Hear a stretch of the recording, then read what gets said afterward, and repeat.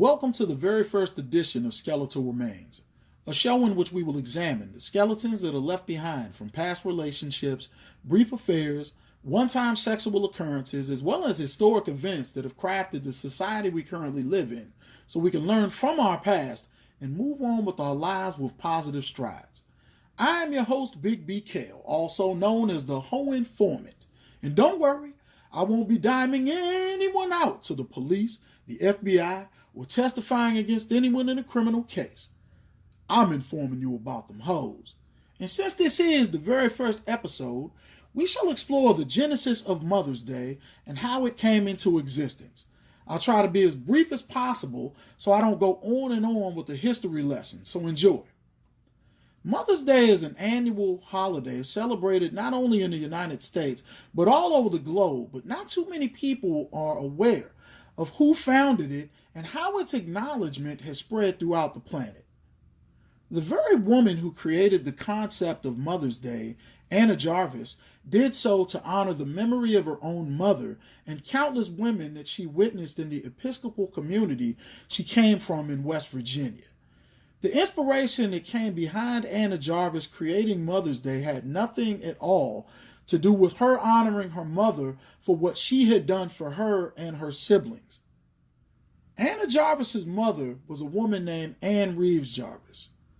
And she was a woman that was heavily involved in community affairs and did as much as she could to bridge families together that were going through poverty and had major health concerns.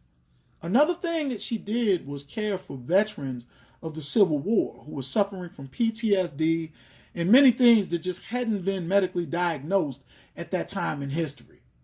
She urged all of the women's groups who were at odds with one another due to the loyalties that they had to the Union or the Confederacy to unite and provide care for all of the surviving men who were living casualties of the war. When Anna Jarvis was a young girl growing up, she stood right alongside her mom and these other women, helping care for these men long after the Civil War had already ended, going well into the 1870s. These men were amputees, gunshot survivors, permanently blinded from shrapnel and bombing blasts, etc. In Jarvis' own words, she stated that Mother's Day came from the fact that those women treated those suffering men as if they were their mothers. In 1908, the community in Philadelphia in which Jarvis and much of her family had relocated to began honoring mothers like this with a parade as well as a commencement with grand speeches. In 1914, the U.S. government came along and made it a national holiday to throw off the growing protests that were going on in which many mothers were upset over their boys recently being drafted to participate in the First World War, which was declared in 1913 when military spending had risen to an astronomical 50% in just a few years. Shortly before the actual fighting took place in June of 1914, Mother's Day was nationalized as a way to appease mothers who were at risk of losing their sons. By the middle of the roaring 1920s, Mother's Day became an absolute joke, which was based on mass commercialization.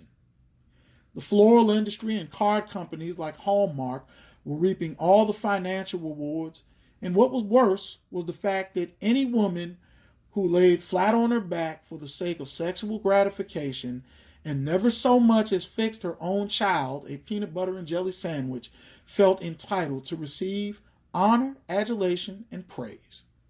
This infuriated Anna Jarvis, which is why she protested Mother's Day, her own creation, until the day that she died.